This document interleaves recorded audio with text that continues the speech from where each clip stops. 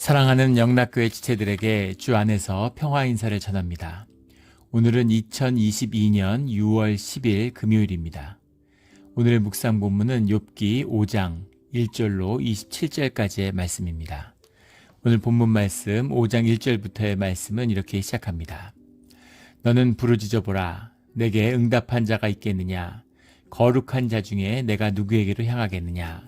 지금 계속된 4장부터 이어지는 대만 사람 친구 엘리바스, 욥의 친구 엘리바스의 증언이 계속되고 있습니다. 엘리바스가 이야기하는 부르짖어 보라. 내게 응답할 자가 있겠느냐? 거룩한 자 중에 라고 하는 거룩한 자라는 게 미케도심이라는 말인데, 이 케도시라는 게 이제 우리가 아는 코데시라고 하는, 우리 많이 나누었던 세이크리드 영어로 하면 홀리한 거룩한, 이 구별되었다, 어파트니스죠 영어로 하면 구별된, 그런 데서 유래된 말인데, sacred, holy라고 쓰이는. 근데 거룩한 자 중에 내가 누구에게로 향하겠느냐라는 것에 대한 해석에 여러 논란이 있어요. 이것이 뭐 천사를 의미하는 것이다, 뭐 이런 해석도 있고, 주님을 의미하는 것이다, 뭐 이런 해석도 있고. 근데 거룩한 자 중에 내가 누구에게로 향하겠느냐, 네가 향할 자가 누구냐? 결국 주님밖에 없지 않느냐라는 뜻이 담겨 있는 것이죠. 그래서 거룩한 자 중에 누구에게 하겠느냐, 이게 이방 신들을 의미하는 거다, 뭐 이런 해석도 있습니다. 문맥적으로는 뭐 그럴 수도 있겠지만, 엘리바스도 여호와 하나님을 믿는 사람이고, 욥은 뭐 말할 것도 없죠. 그런데 엘리바스가 욥에 대해서 이야기하는데, 이방 신들 자 중에 네가 돌아갈 자가 있느냐, 이렇게 이야기했을까? 터무니없는, 맥락적으로 보면, 문맥적으로 보면 그렇죠. 그럴 리가 없잖아요. 무슨 이방신 중에서 뭐 하나님을 택하라 이런 의미는 아닐 거기 때문에, 또 천사들이라고 얘기했는데, 또 문맥적으로 봐도 천사들 중에 내가 누구에게로 향하겠느냐, 이것도 좀 문맥적으로는 좀 맞지 않는 것 같습니다. 아무튼 주님밖에 향할 자가 없다라고 하는 그런 의미겠죠. 네가 향할 자가 없다, 오직 주님밖에 더 있느냐, 이제 이런 의미로 볼 수 있겠습니다. 2절에 분노가 미련한 자를 죽이고 시기가 어리석은 자를 멸하느니라. 미련한 자와 어리석은 자라는 의미가 나오는데, 미련한 자라는 말은 에비라는 말입니다. 그리고 어리석은 자라는 건 이제 포테흐라는 말인데, 포테흐라는 말은 어리석다라고 했는데 단순한 것, 이렇게 생각이 없고 그런 사람을 이제 포테흐라고 하는 거고, 미련한 자라고 하는 건 조금 이렇게 그 도덕적인 판단이 들어있는 거죠. 영어는 foolish 이렇게 해석을 하고, 어리석은 자는 영어 번역에 보면 더 simple 뭐 이렇게 해석을 했는데, 미련한 자를 죽이고 시기가 어리석은 자를 멸하느니라. 근데 이런 말을 왜 할까? 이게 욥에 해당되는 말일까? 이런 것이죠. 두 가지 의미로 볼 수가 있어요. 암암리에 엘리바스가 사실은 욥을 정죄하고 있다, 이렇게 보는 것입니다. 네가 이런 고난과 재난을 받고 주님의 징계를 받았다는 의미는 너에게 죄가 있다는 거 아니냐? 죄 없는 자를 주님이 벌하시겠느냐? 뭔가 문제가 있고 너에게 죄를 진 게 아니냐? 주님 앞에 죄인이라는 것은 다 미련한 자고 어리석은 자가 아니냐? 이런 의미죠. 분노가 미련한 자를 죽인다라는 의미는 앞에 나온 욥이 이제 원망과 한탄, 욥이 하나님한테 원망한 것은 없죠. 자기 자신의 처지를 원망한 것이지 그것이 주님을 향한 것은 아니에요. 그럼에도 불구하고 그것을 주님을 향한 것으로 매도한 것이다, 뭐 이렇게 보는 견해도 있고, 일반론을 이야기한 거다. 꼭 엘리바스가 욥을 정죄한 것이 아니라 일반적인 의미에서의 죄와 이런 하나님의 진노에 대한 관계, 이런 것을 이제 신종론적인, 테오티즘적인 그런 관점에서 이제 얘기한 거다, 신학적인 표현이다, 뭐 이렇게 보는 견해도 있습니다. 그러나 문맥을 읽고 또 읽고 깊이 들여다보면 엘리바스의 마음 가운데는 분명히 정죄하는 마음이 있는 것이 아닌가, 이렇게 보여요. 또 자연스러운, 당연한 가정이겠죠. 하나님이 신실한 자를 왜 그렇게 어려움을 주겠어? 뭔가 이유가 있으시지? 이제 이런 전제가 깔려 있는 것이겠죠. 3절에 내가 미련한 자가 뿌리 내리는 것을 보고 그의 집을 당장에 저주하였노라. 이 말도 여러 가지 논란이 있는데, 뿌리 내린다라는 것은 이제 흔히 생명을 나무에 비유하니까 나무가 뿌리 내리는 것을 생각하면 자연스럽겠죠. 그래서 악이 세상에 뿌리 내리고 악이 흥왕하는 것을 의미하는 건데, 악이 흥왕하는 것을 보고 내가 저주하였다, 이런 식의 해석도 있고, 악이 뿌리 내리면 주님이 결국은 그 악에 대한 근본적인 징계가 따르죠. 그래서 그 징계에 대한 예언적인 의미, 악이 뿌리 내리면 하나님이 징계하시기 때문에 하늘의 저주를 받은 자를 보고 내가 저주하였다라는 해석도 있습니다. 왜냐하면 그의 집을 당장에 저주하였다라고 하는 이 의미 때문에, 당장에라는 것은 뭔가 그 액션에 대한 팔로우죠. 예. 뭔가 저주가 있기 때문에 그 저주를 내가 따라서 저주했다. 하나님의 저주가 있기 때문에, 하늘의 저주가 있기 때문에 내가 그 저주를 받아서 내가 저주한 것이다. 이런 의미가 들어있는 것입니다. 그래서 내가 저주한 자를 저주했다, 이렇게도 해석할 수 있겠죠. 4절에 그의 자식들은 구원에서 멀고 성문에서 억눌리나 구하는 자가 없으며, 이것도 굉장히 여러 가지 중의적으로 해석될 수 있는 문장이에요. 성문에서 억눌리나 구하는 자가 없다. 성문에 억눌린다라는 말이 무슨 말일까? 이렇게 중의적으로 해석할 수 있습니다. 성문 앞에서 재판이 열려요. 그래서 성문에서 억눌린다는 건 재판에서 공정한 판결을 받지 못하는, 정의가 왜곡되고 공의가 굽어서 그 어떤 세상의 어떤 그 차별, 세상의 편견, 또는 세상의 무슨 차등의식, 이런 거에서 억눌린 자들, 그런 자가 되었다라는 의미로 볼 수도 있고, 또 문자적으로 보면 성문이라고 하는 것이 샤르라는 말입니다. 굉장히 재미있는 표현인데, 샤르라는 표현이 영어로 하면 이제 게이트도 되지만 태풍, 타이푼이 되는 거예요. 우리 1장 19절에 나온 광풍이 불었다. 그 자녀들의 생명을, 욥의 자녀들의 생명을 앗아간 게 사실은 샤르죠. 그래서 샤르에서 억눌렸다라고 하는 의미가 샤르에 억눌린 자, 그래서 그 광풍에 자식을 잃어버린 자, 욥을 의미하는 것이다, 이렇게 해석할 수도 있습니다. 그런데 그렇게 해석한다 그러면 제가 너무 잔인한 표현이죠. 예, 그 광풍에 자녀를 잃었는데 악 미련한 자가 뿌리 내리고 그들은 구원에서 멀고 그리고 광풍에 징계를 받은 자다. 그 의미는 욥이 어리석고 미련한 자다, 이런 식의 무지막지한 정죄가 되는 거죠. 그런데 이제 이것을 일반론으로 받아야지, 이렇게까지 광풍에 자식을 잃은 사람 앞에서 친구인데 네가 어리석고 미련해서 네 자식을 잃은 거야 라는 식의 정죄를 부모에게 한다? 이건 인간이 아니죠. 사람이 어떻게 이럴 수가 있습니까? 이렇게 할 수 있다면 이거야말로 좀 악이죠. 악입니다. 그런 의미일까? 일반적인 의미가 아닐까? 동시에 마음속 깊은 곳에는 그런 식의 정죄감이라는 것이 깔려 있다라는 것도 이제 읽히고 느낄 수 있는 것입니다. 참 힘든 문장이에요. 이럴 수 있을까? 이제 여러 가지를 깊이 고민하게 되는 그런 말씀입니다. 사실은 다 옳은 말이죠. 그냥 읽으면 다 옳은 말이에요. 근데 그것이 누구를 향했는가, 어디에서 언제 했는가, 어떤 매너로 했는가, 이런 게 중요하다고 했죠, 우리. TPM 이렇게 미국 사람들이 얘기하는 것 같이 타임, 플레이스 앤 매너, 이게 중요한 건데, 정말 자식을 잃고 고통 가운데 빠진 욥한테 이렇게 광풍에 자식을 잃은 자는 저주받은 자다, 이렇게 이야기를 했을까라는 도전을 받게 됩니다. 5절에 그가 추수한 것은 줄인 자가 먹되 덫에 걸린 것도 빼앗으며, 덫에 걸렸다라고 하는 말이 덫에 걸린 것을 빼앗으며, 이게 무슨 말일까? 이게 미찌님이라는 말인데, 가시나무를 이렇게 thorns, 가시나무를 있는데 이렇게 고대에 특별히 곡식들을 추수해서 거두어 놓는데 그걸 들판에 쌓아 놓잖아요. 창고가 있는 게 아니니까. 근데 그 창고를 쌓아 놓으면은 들짐승들이 와서 먹지 않겠습니까?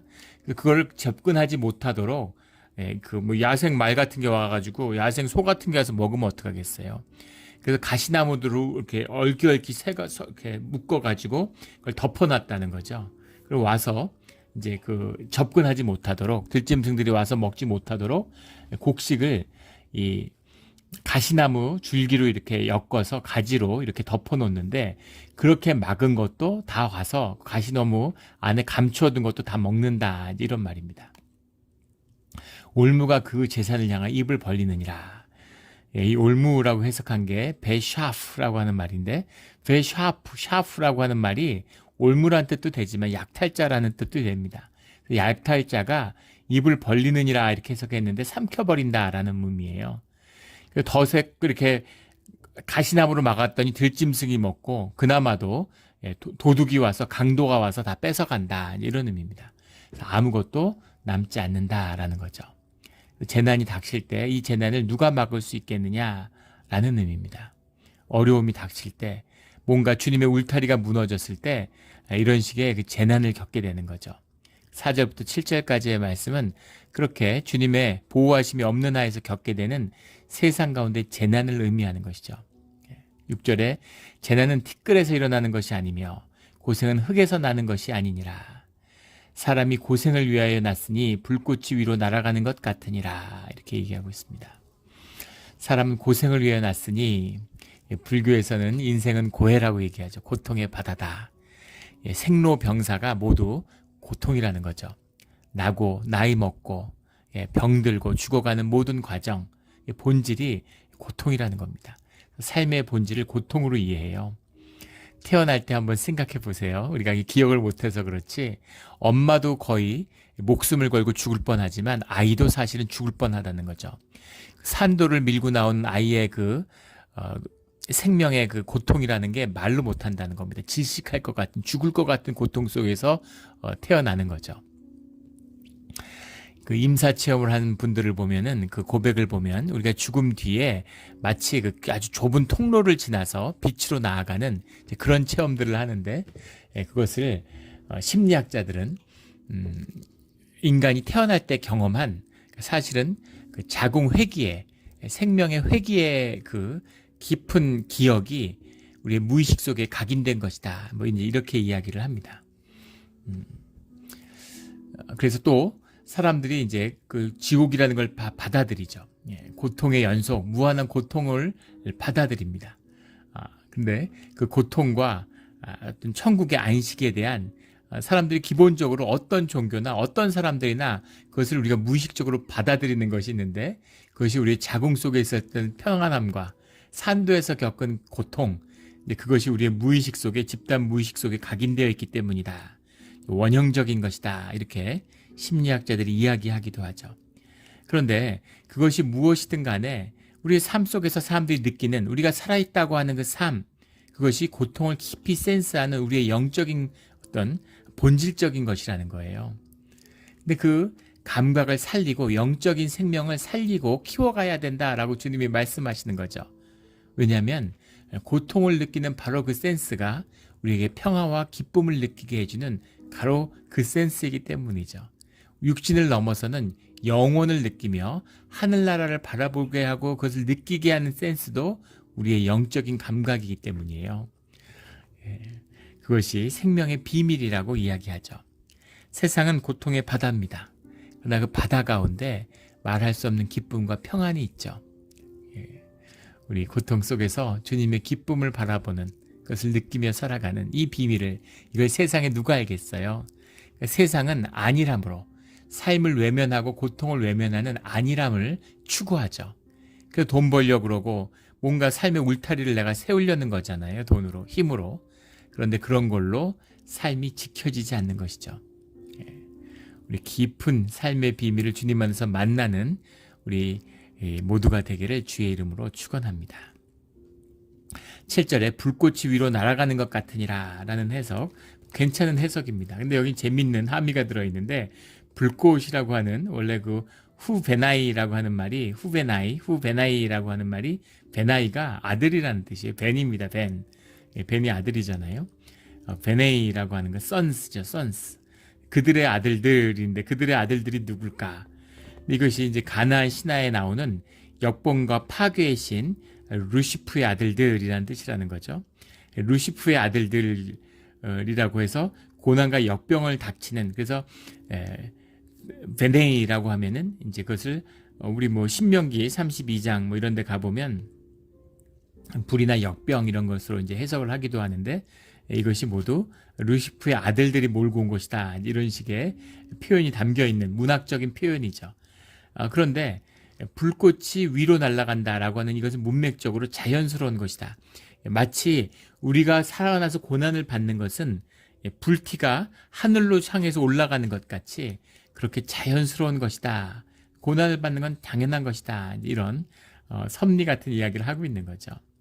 그 가운데 우리가 살아가고 있는데 8절부터는 이제 권면의 말씀이 나와요. 16절까지. 나라면 하나님을 찾겠고 내 일을 하나님께 의탁하리라. 이런 고난 가운데 있다면 하나님을 찾고 하나님께 모든 것을 맡겨야 되지 않겠느냐라는 거죠. 욥이 다 맡겼죠. 욥이 다 맡겼기 때문에 하나님이 하신 일이에요. 예. 그런데 마치 하나님에 맡기지 않기 때문에 네가 쪼물락거리고 네가 움켜쥐고 있으니까 이런 어려움이 닥친 거 아니야. 아주 일반론적인 얘기죠. 우리가 흔히 기독교에서 하는 쉽게 하는 권면입니다. 근데 문제는 그것이 욥에게는 해당되는 것이 아니었다는 거죠. 이 말 자체는 다 맞는 말씀이에요. 구구절절히 맞는 말씀이죠. 9절에 하나님은 헤아릴 수 없이 큰 일을 행하시며 기이한 일을 셀 수 없이 행하시나니 10절에 비를 땅에 내리시고 물을 밭에 보내시며 이 팔레스타인 지역에 우리 캘리포니아 생각하면 되죠. 이 건기와 우기가 있고 건기에는 비가 전혀 오지 않는 우기라고 할지라도 비가 그렇게 막 쏟아지는 건 아니죠. 지금 캘리포니아도 6년째 가뭄인데 지금 지난 5년 동안 이 캘리포니아가 겪은 그 가뭄은 그 천년 동안 지난 1000년 동안 가장 가뭄 시기라고 그러죠. 그런데 이제 무슨 수로를 이용하고 그러니까 이제 뭐 그렇게도 농사를 짓고 있습니다. 우리 지역에 몬트레지에서 농사 짓는 분한테 얘기를 들어보니까 농사 짓는 비용의 절반이 물값이라고 그래요. 그러니까 이제 비가 오지 않으면 지금도 이런 시대에도 농민들이 느끼는 고통이라는 건 말할 수 없이 큰 것이죠. 하물며 이 고대에 이 자연과 하늘에 의지해서 농사를 짓고 살아갔던 이 사람들에게 있어서 비라고 하는 건 뭐 말로 할 수 없겠죠. 그 비를 내리시는 그 자연을 움직이시는 섭리가 주님께 있으니까 그 주님, 물을 주님의 도우심으로 주님의 근원으로 이해하는 건 너무나 자연스러운 표현이죠. 11절에 낮은 자를 높이 드시고 애곡하는 자를 일으키사 구원에 이르게 하시느니라. 애곡하는 자라고 해석했는데 정말 통절한 가죽을 입고 피통해서 땅에 쓰러진 이런 그냥 슬픈 게 아니라 완전히 절망한 자들, 그런 자를 일으키실 수 있고 구원에 이르게 하실 수 있는 분이 주님이시다라는 고백입니다. 12절에 하나님은 교활한 자의 계교를 꺾으사 그들의 선이 성공하지 못하게 하시며 지혜로운 자가 자기의 계략에 빠지게 하시며 강교한 자의 계략을 무너뜨리심으로 그들은 낮에도 어둠을 만나고 대낮에서 더듬기를 밤과 같이 하느니라. 하나님이 공의를 행하신다라는 뜻이죠. 그걸 믿고 그것에 소망을 둬야 되지 않겠느냐라는 겁니다. 15절에 하나님은 가난한 자를 강한 자의 칼과 그의 입에서 또한 그들의 손에서 구출하여 주시나니. 우리 개역 개정의 한글에 늘 나타나는 여러 가지 문제점 중에 하나인데 16절에 그러므로 가난한 자가 희망이 있고 악행이 스스로 입을 다무느니라. 근데 15절에 가난한 자는 이제 에브욤이라는 말이고 16절에 가난한 자는 달랄이라고 하는 말이에요. 라달이라는 말인데 다른 단어인데 단어가 다르면 해석도 다르게 해야죠. 전혀 다른 단어를 같은 단어로 해석했어요. 에브욤이라고 하는 말은 이거 여러 가지로 해석할 수 있는데 영어 성경에 보면 뭐 fatherless, the needy, 뭐 the destitute 뭐 이렇게 해석을 했어요. 그러니까 이런 필요로 하는 자들 또는 뭐 고아들 이런 의미입니다. 그들에게 적절한 도움을 주신다. 이런 의미고 16절에 나오는 라달이라는 말, 가난한 자를 해석한 라달은 말 그대로 약한 자, 낮은 자, poor, 가난한 자입니다. 말 그대로 16절은 가난한 자죠. 15절은 가난한 자보다는 구하는 자, 뭐 이렇게 해석했으면 더 좋지 않았을까 싶은데, 그러니까 하나님께 구하는 자들에게 도움을 주시고 또 거기서 힘이 없고 능력이 없어서 진짜 그 사회 바닥에 있는 자들에게 하나님이 희망이 되어 주신다, 이런 말씀이죠. 주님밖에 희망이 없는 거죠. 주님만이 하실 수 있는 말입니다. 이 말씀이 주님이 주시는 말씀이잖아요. 주님이 주시는 말씀이기 때문에 이 말씀이 하나님의 섭리의 역사가 되고 구원의 소망이 되고 생명의 근원이 되어 주시는 거죠. 주님의 말씀이기 때문이에요. 우리가 예배 가운데 주님의 말씀을 선포한다고 하잖아요. 목사가 설교한다고 해서 주님의 말씀이 아닙니다. 예. 우리 세상에서 아유 설교하고 있네 이렇게 얘기하죠. 뭐 도덕적인 교훈을 하고 뭐 누구나 다 아는 좋은 말하고 이러면 아유 설교하고 있네 이렇게 얘기해요. 예, 그거는 그냥 목사의 말인 거죠. 예, 목사의 말이라고 하는 것 그냥 좋은 말 이런 게 아닙니다. 그래서 어떻게 주일의 말씀이 하나님의 말씀이 될 수 있을까? 그 말씀을 전하는 설교자가 빈 그릇이 되고 그리고 깨끗이 자기를 비우고 하나님의 말씀을 담아서 선포하는 거죠. 하나님의 말씀이 공중에 떨어지는 게 아니라 인간의 입술을 통해서 그 경험을 통해서 하나님의 말씀이 증거되기 때문입니다.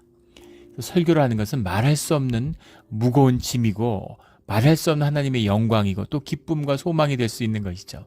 그리고 귀한 거예요. 그래서 교회가 말씀을 지키기 위해서 교회를 보세요. 목회자, 설교자를 지키기 위해서 교회가 겹겹이 이렇게 쌓여져 있습니다. 그것은 그만큼 삶을 지키고 심령을 지키고 심령을 돌로 바꾸지 말라는 얘기죠. 그래서 이것은 굉장히 무거운 짐이에요. 저는 대학에서 강의도 10수년간 해봤습니다. 그런데 제가 강의하는 걸 좋아해요. 지식을 좋아하고 지적 호기심이 왕성하죠. 그래서 뭐 강의하는데 얘는 뭐 보통 6시간 정도 강의를 합니다. 강의를 이렇게 붙여서 이렇게 하고 6시간도 하고 뭐 9시간도 해봤어요. 10시간도 해보고 그리고 뭐 이제 집중 강의라고 해서 하루에 12시간씩 뭐 며칠 동안 하는 것도 해봤습니다. 전혀 힘들지도 않을 뿐 아니라 전혀 힘들지 않아요. 할수록 점점 더 기운이 납니다. 그리고 전혀 스트레스 받지 않아요. 예, 무슨 강의 준비하고 하는데 아무런 스트레스가 없습니다. 그런데 주일 설교는 매주 스트레스를 받아요. 예. 거룩한 스트레스죠. 예. 그래서 벌써 목요일, 금요일만 되면 심령이 답답함이 있습니다. 예. 뭔가에 깊이 마치 하늘에서 그냥 주님이 가슴으로 막 진 누르는 것 같은 그런 긴장감이 있고 늘 설교를 할 땐 떨리고 긴장감이 있어요. 하지만 이걸 절대 잊어버려서는 안 되는 거죠. 이런 떨림과 두려움으로 말씀을 증거해야 되는 겁니다.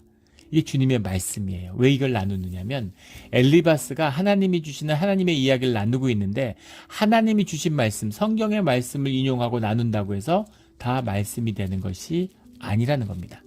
하나님의 뜻을 구하고 하나님과 하나가 돼서 하나님이 나와야 하나님의 성령의 역사가 있어야 하나님의 말씀이 되는 것이죠. 이게 하나님의 임재의 비밀이에요. 다 좋은 말이지만 이 말이 하나님의 섭리 가운데 하나님과 함께하지 않으면 상처가 되고 그것이 억압이 되고 폭력이 되는 거죠. 이 종교의 모습이잖아요.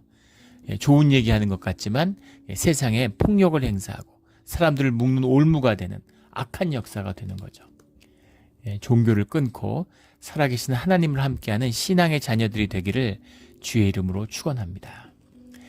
17절에 볼지어다 하나님께 징계받는 자에게 복이 있나니 이 말씀은 우리 뭐 성경의 핵심적인 가르침이잖아요.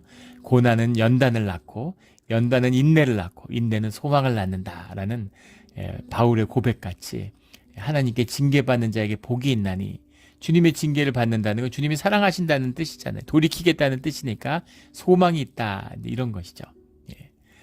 또 그 징계 가운데 징계라는 것의 의미에는 두 가지 의미가 있죠. 하나는 하나님이 사랑하신다는 뜻고 또 하나는 그것이 잠시라는 겁니다. 템포러리예요. 하나님이 고난으로 점쳐 태어나자마자 죽을 때까지 고난만 주시고 그러지는 않고 하나님의 은혜의 때와 어려운 때를 겸하여 주신다는 거죠. 그래서 사망의 음침한 골짜기를 지날 때도 있지만 푸른 초장을 지나갈 때도 있다라는 겁니다. 어디에 있던 주님이 함께 하시지 않느냐 이런 이야기죠. 그런 말씀이 나와요. 18절에 하나님은 아프게 하시다가 싸매시며 상하게 하시다가 그의 손에서 고치시나니 주님은 싸매시고 고치시는 은혜의 하나님이라는 거죠. 그런데 아프게도 하시고 상하게도 하실 수 있다는 겁니다. 이게 주님의 진실이고 진실된 주님을 만난 그 주님의 향한 고백이에요. 우리 20세기 기독교 칩그레이스라고 그러죠. 미국의 복음주의라는 것이 퍼뜨린 가짜 신앙, 가짜 복음. 그 주님은 막 따뜻하고 사랑만 있고, 주님을 위해서 울어만 주시고, 그러지 않아요. 주님은 능력의 하나님이고 우리를 구원하실 수 있는 하나님입니다. 동시에 공의의 하나님이고 징계를 하시는 하나님이에요. 분명히 성경이 증거하고 있습니다. 19절에 6가지 환난에서 너를 구원하시며 7가지 환난이라도 그 재앙에서 내게 미치지 않게 하시며 6가지는 정말 세상에 가득한 환난이고 7가지는 이제 환난의 완성이죠. 그 환난, 주님 안에서 이루어질 수 있는 모든 환난의 완성일지라도 그것을 돌이킬 수 있고 우리를 지키실 수 있는 분이 주님이 아니냐, 이런 고백입니다. 21절은 내가 혀의 채찍을 피하여 숨을 수 있고 라는 말씀이 나오는데, 혀의 채찍이라고 하는 건 이제 중상, 모략, 음해 이런 거에 대한 이런 문학적인 표현이죠. 혀의 채찍이다. 혀로 때린다. 이게 참 영적이잖아요. 사람이 말로 상처 주는 것, 이게 더 깊죠. 뭐 군대 가서 뭐 빵빠레하고, 빵빠레 아시나요? 군대 갔다 온 분들은 아시죠? 연봉장에 집회해 놓고 겨울에 막 물 뿌리고 이러는 거죠. 막 뭐 발로 차고 뭐 그런다고 해서 그런 걸로 상처받았다는 사람들 못 받는다고 그런 것 같아요. 말 한마디, 영이 열려 있고. 왜 교회에서는 그렇게 깊이 상처받을까? 세상이 고난 속에서 사는데, 세상이 폭력과 학대 가운데 있는데 거기서는 아무렇지 않으면서 왜 교회에서는 그렇게 상처받은 게 오래 갈까? 이런 질문들을 받습니다. 당연하죠. 세상에서는 전신갑주를 들고 방패를 들고 있잖아요. 가면을 딱 쓰고 철가면을 쓰고 날 지키지 않습니까? 근데 교회에서는 영이 열리잖아요. 예배를 드리지 않습니까? 예배 공동체잖아요. 마음이 열려 있어요. 내가 마음을 열려고 하지 않아도 예배를 계속 드리면, 영적인 교제를 하면 마음이 열립니다. 예배를 드리고 애찬을 하면 영이 열려요. 그런데 이런 데서 마귀의 역사가 있는 거죠. 여기서 우리의 삶이 보혈로 잘 지켜지지 않으면, 그런데 말 한마디 툭 던진 거, 이런 것이 깊은 상처를, 생채기를 받는 거죠. 갑옷을 벗고 있으니까 당연한 겁니다. 혀의 채찍이죠. 사람들이 진짜 고통받고 두려워하는 게 이런 거잖아요. 사회적 평판 이런 것 때문에, 댓글 같은 것 때문에 막 목숨을 끊고 이런 거. 뭐 와서 멱살을 잡았습니까? 얼굴을 보고 무슨 욕을 했나요? 무슨 만난 적도 없는데 댓글에 자기 욕했다고 그걸 읽지 말고 끊어야죠. 그걸 왜 읽고 그걸 그때 힘들어하고 거기에 묶여서 살아. 올무죠. 영적인 묶임입니다. 그런 걸 예수 그리스도의 십자가의 이름으로 끊어버려야 된, 단칼에 끊어버려야죠. 이런데 혀의 채찍에 고통받는 건 내 에고예요. 참나는 이런 거에 전혀 영향받지 않습니다. 생명은 이런 걸로 다치지 않아요.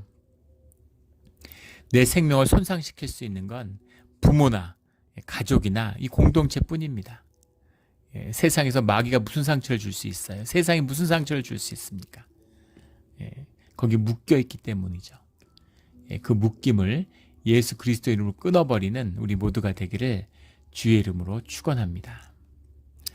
이게 끊어버리면, 이게 끊어지면, 주님 앞에서 나를 에고를 못 박으면, 그러면 주님의 참 자유가 임하는 것이죠. 그러면 막 칭찬받고 막 이렇게 해도 기분 좋지도 않고, 또 모함하고 음해해도 뭐 기분 나쁘지도 않고, 그렇게 되는 거죠. 그런 담담한 평화를 누리는 우리의 심령이 되기를 주의 이름으로 축원합니다. 23절에 재미있는 표현이 있습니다. 들에 있는 돌이 너와 언약을 맺겠고 들짐승이 너와 화목하게 살 것이니라. 들에 있는 돌이 너와 언약을 맺는다라는 것도 이제 문학적인 표현이죠. 풍년과 수확을 의미하는 겁니다. 그래서 주님의 지켜주심이 함께하면은, 그러면 들짐승을 두려워할 필요도 없고, 기근을 비웃는다고, 기근이 났는데 그 시절에 다 두려움에 떨지 않겠어요. 계속 비가 안 오면 어떡하나. 근데 그런 건 아무것도 아니라는 거죠. 들에 있는 돌이 너와 언약을 맺겠고, 농사를 짓는데 들에 돌이 제일 문제죠. 돌이 언약을 맺는다라는 건 풍년과 수확을 약속한다, 이런 말입니다. 24절에 장막의 편안함을 알고, 내가 내 장막의 편안함을 알고, 평안한 거죠. 하우스가 아니라 홈이 있어야 되는 거죠. 평안함이 있어야 되는 거죠. 가족의 사랑이 있어야 되는 거죠. 그럼 평강이 너와 함께한다. 25절에 내 자산이 많아지면 내 후손이 땅의 풀과 같이 될 줄을 내가 알 것이라. 땅의 풀과 같이 된다라는 건 자손들이 많아지는 것을 의미하는 거죠. 이게 생명의 축복이고, 히브리인들은 자손을 많이 낳는 것, 7아들 3딸을 낳는 것을 10명이잖아요. 10명의 아들, 10명의 자식, 풍성한 축복으로 아는 거죠. 지금도 그렇습니다. 세상이 뭘 몰라서 그러는 거지, 자녀의 축복, 생명이 왕성하고 아이들이 건강하고 밝게 자라는 것, 이것보다 귀하고 좋은 게 뭐가 있겠어요. 감사하고 귀한 것이죠. 이 축복을 놓치지 않는 우리 모두가 되기를 주의 이름으로 축원합니다. 27절에 볼지어다 우리가 연구한 바가 이와 같으니 너는 들어보라. 그러면 내가 알리라. 그래서 마지막에 엄청난 정죄가 나오고 있습니다. 내가 알리라. 넌 모른다 이런 얘기잖아요. 우리가 연구한 바와 같이 이와 같이 너는 들어보라. 그러니까 엘리바스가 내가 다 경험해 보니까 내가 몸으로 깨달아 아는 진실이야. 내가 보고 살고 경험하면서 엘리바스가 다 욥보다 나이가 많은 친구들인데 그중에서 제일 연장자니까 뭐 나이가 상당히 있었겠죠. 그리고 지금 자식을 낳아서 다 장성해서 결혼해서 키웠을 정도니까 욥도 나이가 있으니까 엘리바스 상당한 나이가 있겠죠. 내가 평생 살아봤는데 믿음으로 살아봤더니 세상에 하나님의 이런 귀한 깊은 섭리가 있어. 네가 이거를 깨달아 알아야 돼. 이런 이야기인데 욥이 이것을 모르지 않죠. 근데 하나님의 귀한 욥과의 하나님과의 관계를 깨닫지 못하는 엘리바스의 이야기예요. 이 이야기 자체는 구절구절 다 옳은 말씀입니다. 다만 욥에게 해당되지 않기 때문인 거죠. 성경의 말씀은 옳지 않은 게 없어요. 그러나 그것이 하나님의 뜻 가운데, 하나님의 사람 가운데, 하나님의 성령의 역사 가운데 증거되어야 그것이 생명이 되는 것이죠. 우리 이런 귀한 숨어있는 깊은 비밀을 깨달아 절대 종교인이 되지 않고 그 껍질을 깨버리고 십자가에 못 박고 참된 신앙인으로 살아가는 우리 모두가 되기를 주의 이름으로 축원합니다. 아멘. 함께 기도드리겠습니다. 하나님 아버지 감사합니다. 말씀 한마디 한마디가 다 옳고 귀하며 하나님의 진리의 말씀인 것으로 인해 찔림이 있습니다. 주님, 이 말씀을 받아 귀하게 받아 마음에 새기고 삶으로 살아있는 생명의 말씀, 주님의 은혜와 보호하심이 없으면 하루의 삶, 한순간의 삶도 온전할 수 없음을 저희가 정말 몸소리치게 잘 압니다. 주님, 늘 기도하며 감사하며 주님의 은혜 가운데 살아가는 우리의 삶의 보금자리, 우리 예배의 보금자리가 되게 하여 주시옵소서. 오늘 하루를 주님께 맡기며 올려드립니다. 감사하며 예수 그리스도 이름으로 기도드렸습니다. 아멘.